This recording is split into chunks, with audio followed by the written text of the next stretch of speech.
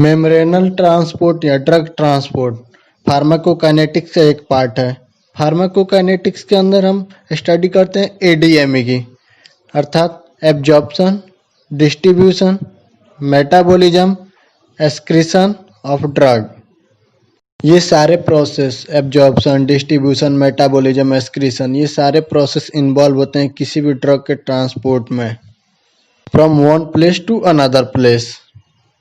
हम जो भी ड्रग लेते हैं या तो हाइड्रोफिलिक नेचर का होगा या फिर वो लिपोफिलिक नेचर का होगा। लिपोफिलिक नेचर के केस में ड्रग इजीली पेयर होता है लिपिड बाइलेयर के साथ और डिजॉल्व होता है। जैसे ही ड्रग बाइंड होता है लिपिड बाइलेयर के साथ, वो डिजॉल्व होता है और हमारे बायोलॉजिकल मेम्ब्रेन को क्रॉस कर देता है।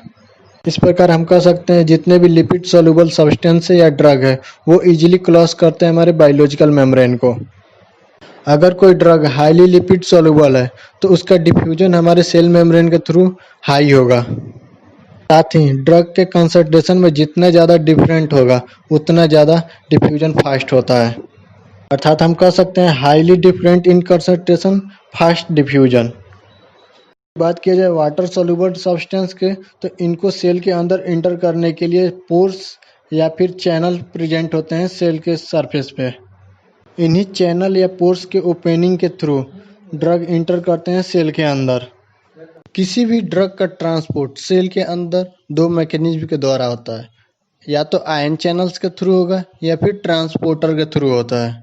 आयन चैनल ट्रांसपोर्ट एवं ट्रांसपोर्टर के बीच हम डिफरेंट पहले जानते हैं क्या होता है। आयन चैनल ट्रांसपोर्ट में आयन चैनल ट्रांसपोर्ट एक विंडो की तरह होता है जिसके खुलते ही ड्रग सेल के अंदर इंटर कर जाती है। अर्थात हम यह कह सकते हैं कि आयन चैनल एक विंडो की तरह एक्ट करता है ड्रग के लिए। आयन चैनल ट्रांसपोर्ट में ड्रग को किसी ट्रांसपोर्टर की ज़रूरत नहीं होती है, ना ही किसी ड्रग को किसी अदर सब्सटेंस से बाइंड होकर सेल के अंदर इंटर होने की ज़रूरत पड़ती है। आयन चैनल ट्रांसपोर्ट में ट्रांसपोर्टर का कोई भी रोल नहीं होता है। वहीं बात की जाए ट्रांसपोर्टर का, तो ट्रांसपोर्टर प्रेजेंट होता है सेल के सरफेस पे जो बाइंड होता है ड्रग मॉलिक्यूल के साथ एवं ड्रग एवं ट्रांसपोर्टर मूव करते हैं सेल के अंदर एवं ट्रांसपोर्टर रिलीज कर देता है ड्रग मॉलिक्यूल को और अगेन ये प्रेजेंट हो जाता है सेल के सरफेस पे और फिर नए ड्रग मॉलिक्यूल के साथ बाइंड होगा, फिर उस नए ड्रग मॉलिक्यूल को सेल के अंदर ट्रांसपोर्ट करता है। ट्रांसपोर्टर मैकेनिज्म में ड्रग मॉलिक्यूल को बाइंड होना ही पड़ता है ट्रांसपोर्टर के साथ, तभी उसका मूवमेंट सेल के अंदर की तरफ होता है। ट्रांसपोर्टर का ही मेन इम्पोर्टेंट रोल होता है इसमें। ट्रांसपोर्टर जस्ट लाइक होता है ट्रैक्टर एवं ट्राली के जैसा। दो टाइप के मेजर ट्रांसपोर्ट इन्वॉल्व होते हैं हमारे बॉडी में किसी भी ड्रग मॉलिक्यूल को ट्रांसपोर्ट करने के लिए। पहला पैसिव ट्रांसपोर्ट, दूसरा एक्टिव ट्रांसपोर्ट। पैसिव ट्रांसपोर्ट को ही पैसिव डिफ्यूजन भी कहते हैं। आइए इसको जानते हैं क्या होता है।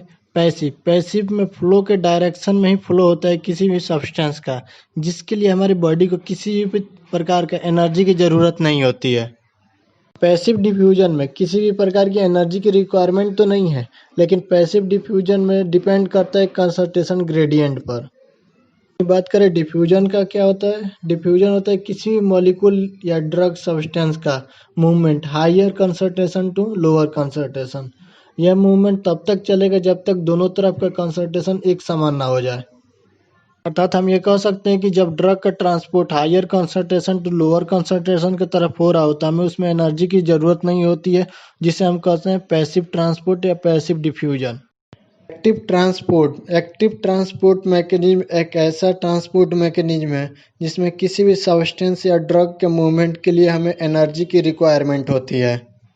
एक्टिव ट्रांसपोर्ट मैकेनिज्म में हमें किसी भी ड्रग का movement lower concentration to higher concentration की तरफ होता है। एक्टिव ट्रांसपोर्ट मैकेनिज्म में ड्रग का ट्रांसपोर्ट कंसंट्रेशन ग्रेडियंट के अपोजिट डायरेक्शन में होता है। अगर किसी भी सब्सटेंस का मूवमेंट कंसंट्रेशन ग्रेडियंट के अपोजिट डायरेक्शन में होगा तो उसमें हमें एनर्जी की रिक्वायरमेंट होगी। यही कारण है कि एक्टिव ट्रांसपोर्ट मैकेनिज्म में हमें एनर्जी की रिक्वायरमेंट होती है। एग्जाम्पल देखा जाए एक्टिव ट्रांसपोर्ट मैकेनिज्म के ड्रग का, तो पहला है मिथाइल डोपा, दूसरा है levodopa. Active transport mechanism involve होता है हमारे बॉडी के इलेक्ट्रोलाइट सोडियम एवं पोटेशियम के होम्योस्टेटिस को मेंटेन करने के लिए, जिसमें 30% एटीपी यूटिलाइज हो जाता है सेलुलर मेटाबॉलिज्म का। एक्टिव ट्रांसपोर्ट मैकेनिज्म दो भागों में डिवाइड हुआ है। पहला प्राइमरी एक्टिव ट्रांसपोर्ट मैकेनिज्म, दूसरा है secondary active transport mechanism. Primary active transport में हमें डायरेक्ट यूटिलाइज होता है एटीपी का। एटीपी कन्वर्ट होता है एडीपी में और एक फास्फोरस बॉन्ड का ब्रेकडाउन होता है। एक फास्फोरस बॉन्ड का जो ब्रेकडाउन होता है उसी से हमें एनर्जी प्राप्त होती है। यही एनर्जी का यूटिलाइज होता है किसी भी सब्सटेंस को लोअर कंसंट्रेशन से हायर कंसंट्रेशन की तरफ मूवमेंट में। वहीं बात करें सेकेंडरी एक्टिव ट्रांसपोर्ट मैकेनिज्म की, तो इसमें किसी भी ड्रग या सब्सटेंस का मूवमेंट किसी दूसरे सब्सटेंस के मूवमेंट पर डिपेंड करता है।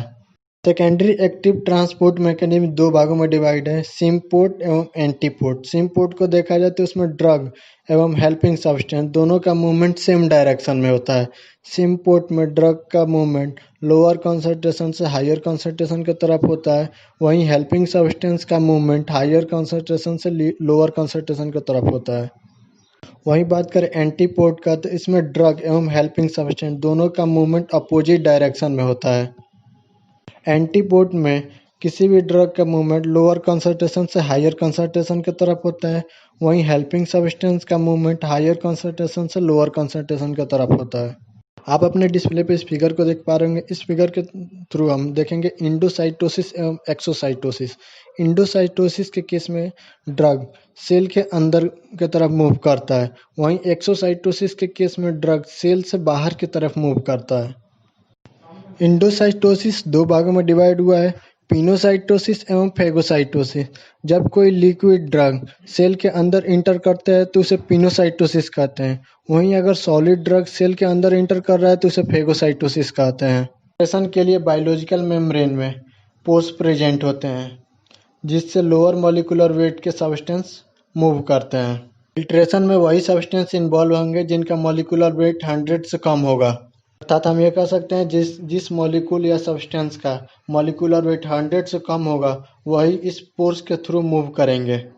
साथ ही दूसरा कंडीशन है फिल्ट्रेशन के लिए ये कि वही सब्सटेंस फिल्ट्रेशन ट्रांसपोर्ट में इन्वॉल्व होंगे जो 7 एंगस्ट्रॉम के पोर्स को क्रॉस करेंगे।